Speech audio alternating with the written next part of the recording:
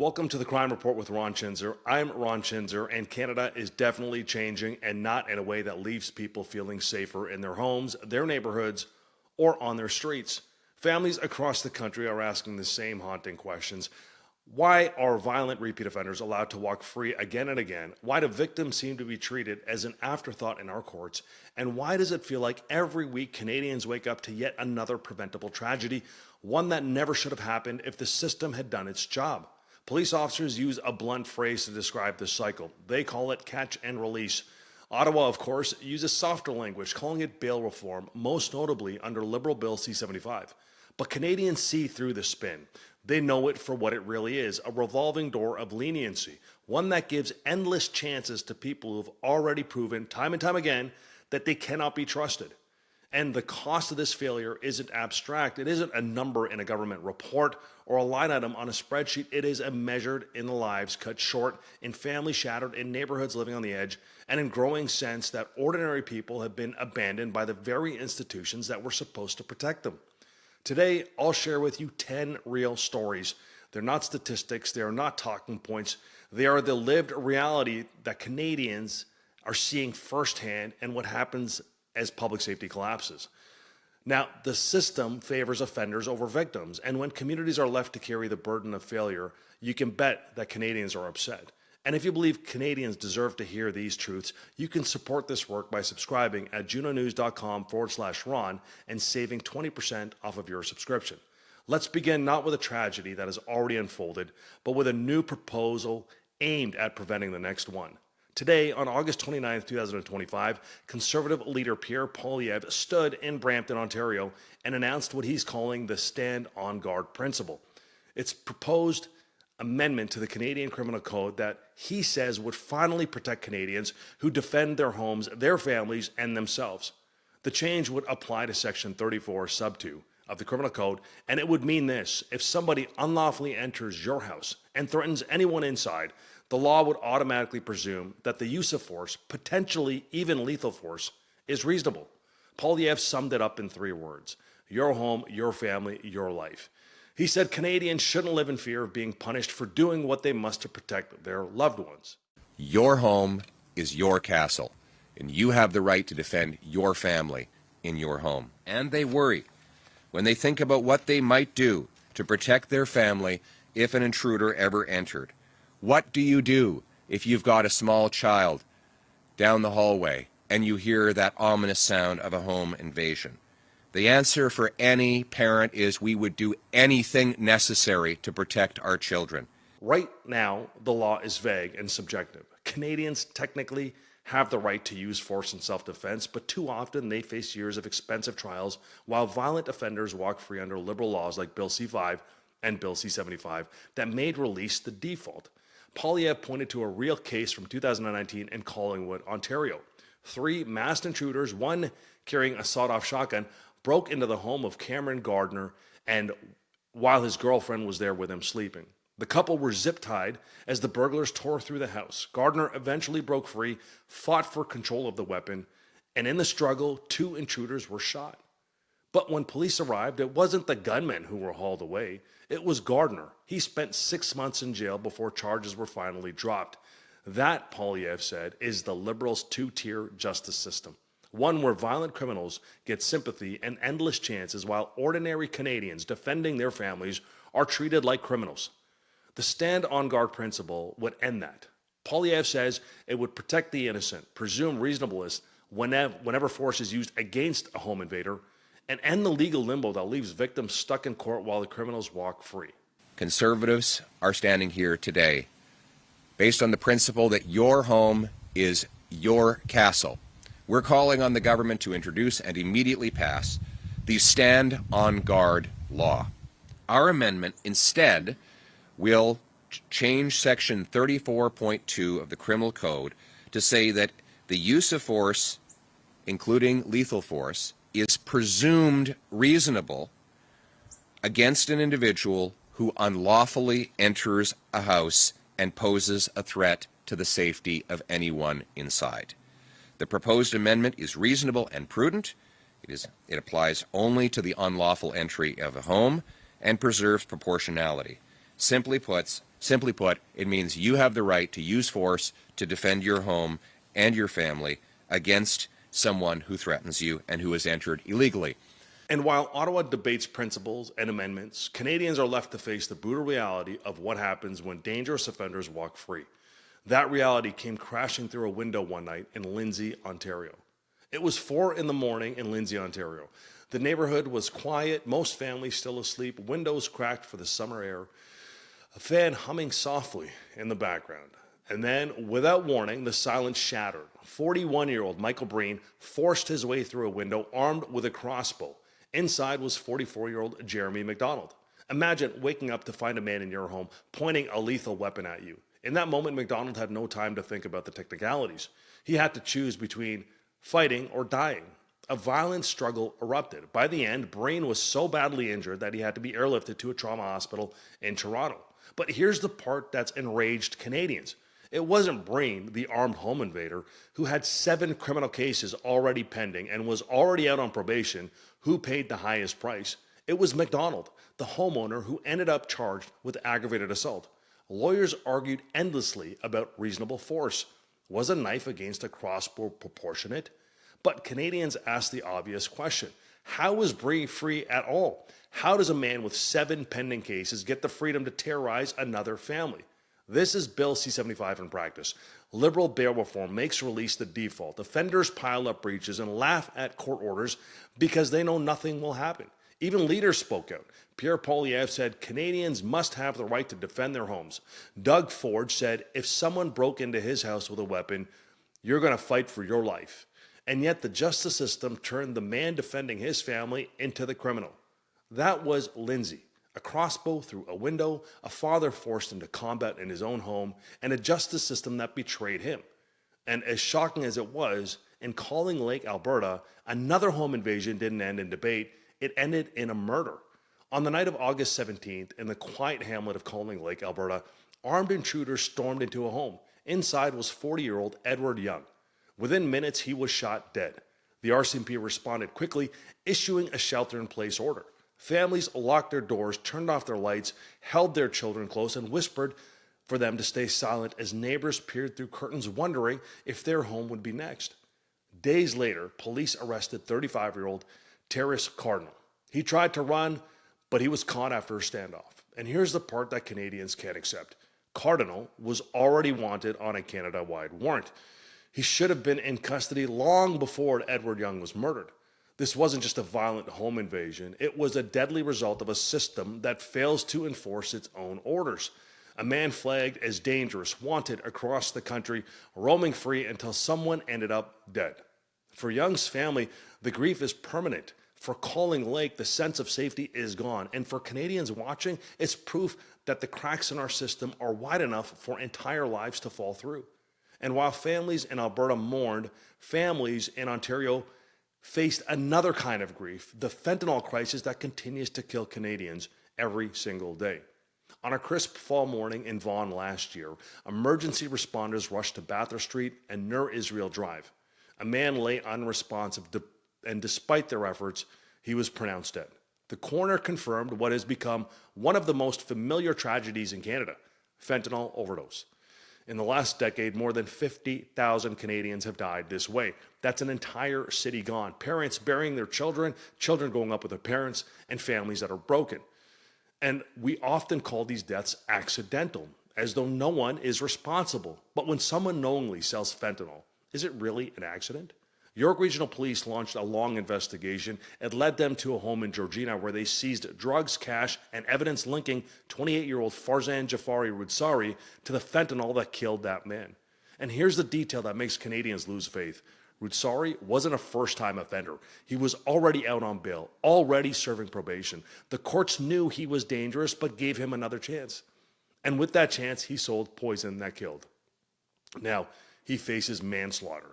The law says selling fentanyl that kills someone can be treated like pulling a trigger, but Canadians have seen this before. In 2017, another dealer pleaded guilty to manslaughter after selling heroin laced with fentanyl. His punishment? Time served. He walked free. So when people hear Rudsari faces manslaughter, they don't feel reassured. They brace for disappointment. Police, too, are frustrated. They risk their safety to take these dealers off of the street only to see them cycle through the system again. And the cruel truth is fentanyl doesn't discriminate. It can take anyone, anywhere, regardless of age, background, or wealth. And yet the courts continue to give the benefit of the doubt to the people spreading this poison. And while fentanyl destroys lives, other crimes show just how brazen and random violence has become. In Mississauga, 2 young women found that out the hard way. On the night of June 24th in Mississauga, just after 10 o'clock, 2 young women were walking near Britannia Road West and Queen Street South.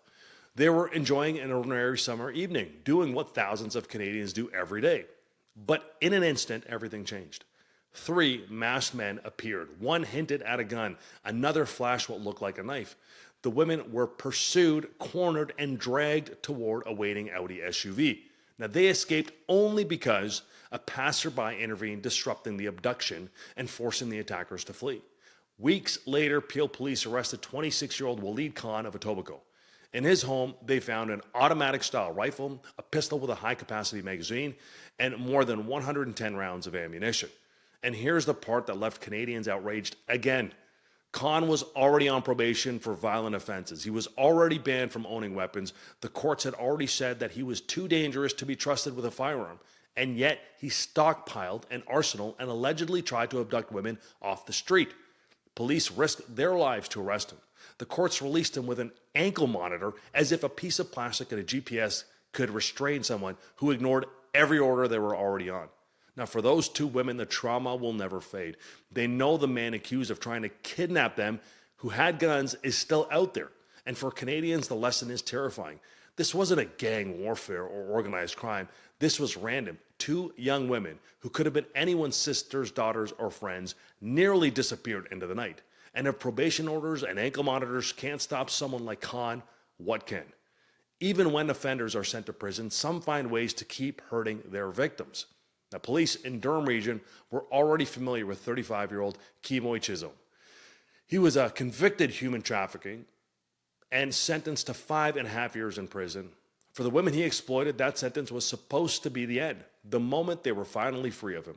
But even behind bars, Chisholm allegedly kept his grip on the victims. Investigators say he used Instagram accounts and phone calls to reach out, trying to lure the women back into the cycle of exploitation. In some cases, victims said their phones were mirrored to his device, allowing him to monitor their messages and calls in real time. A terrifying reminder that even in prison, he could watch them. Now, it didn't stop there. When COVID hit, one victim said she was forced to hand over her federal relief payments directly to Chisholm. The abuse was financial, emotional, and absolutely unrelenting. Police have since laid 12 new charges against him, including trafficking offenses and breaching conditions. But the very fact that a trafficker could run his operation from inside a federal penitentiary raises chilling questions about our corrections system. Prison is supposed to mean the end of the line. Yet in this case, it was just a new backdrop for the same exploitation. Victims thought they were free only to discover that the man who hurt them still had reach. For Canadians, this is proof that even a prison sentence doesn't always protect society the way it should. And while some crimes are hidden in the shadows, others happen brazenly, in the middle of the day, while cameras are rolling. It was a Saturday afternoon in Kitchener, Ontario. At an LCBO near Pioneer Drive, families were out shopping. People were picking up a bottle of wine for dinner, and then all of a sudden 6 men walked in, and within minutes the store was stripped. They stuffed bags and backpacks with more than $8,000 worth of top-shelf scotch. CCTV camera footage captured everything as they sprinted out the door and into a dark SUV. Police called it brazen, coordinated, and organized. Premier Doug Ford called them a brazen bunch of crooks. Now, this wasn't a case of kids stealing a bottle. It was organized retail crime, and it's happening across the province. Peel police recently charged men in a ring worth nearly $300,000 in stolen liquor spanning from Brampton, Toronto, and York region. Across Canada, organized thefts cost billions of dollars a year, fueling black market sales and criminal networks that profit alongside drugs and guns. And the worst part, store staff are told not to intervene. Security guards are ordered to stay hands off for fear of liability. Thieves know it and they exploit it. For ordinary Canadians, it's a chilling message. If criminals can raid a government-owned store in broad daylight without fear, what's next? And while liquor thefts might seem less dangerous than a kidnapping or home invasion, or same lessons still apply to this. The system projects weakness, and organized crime steps in to fill in the void. Sometimes the threat isn't about profit at all. Sometimes it's about ideology. And in Surrey, British Columbia, commuters learned how sudden terrorism can strike. On April 1st, 2023, in Surrey, British Columbia, an ordinary morning turned into a reminder that terrorism isn't always about bombs or battlefields. Sometimes it's one man with a knife. Abdul Aziz Kawam first approached someone at a bus stop asking if he was Muslim. When the man said no, Kawam prayed briefly, then slashed at his throat with a knife, missing by millimeters. 15 minutes later, he boarded a bus and slashed another passenger in the neck 3 times. Miraculously, the victim survived, though the wounds grazed his vocal cords and came within centimeters of an artery. Then Kawam called 911 himself. He pledged allegiance to ISIS, declared his attack was on behalf of the Islamic State, and demanded people convert or pay tribute. Investigators later found propaganda on his phone, including a video pledging loyalty to ISIS's leader. Experts testified it was a textbook case of a lone actor radicalization. In June of 2025, Cohen was convicted of attempted murder and assault with a weapon. With that court ruling, the crimes were carried out for the benefit of a terrorist group. For Canadians, this shock should be profound. This wasn't a far-off conflict. It was on a city bus, the same kind that carries students to classes and workers to their jobs every day. It reminded us that ideology can turn an ordinary space into targets without warning. And while terrorism rattles trust in public safety, other crimes strike at the promise of Canada itself: trust in fairness, justice, and opportunity. In Milton, Ontario, at least 15 new immigrants learned that even Canada's courts sometimes put offenders' interests above victims, even though sometimes feels like all the time. 53-year-old Raphael Layton posed as a car dealer, scamming families out of thousands. Many of the victims had just arrived to Canada and needed cars to work, take their kids to school, and build their lives. Instead, their savings vanished.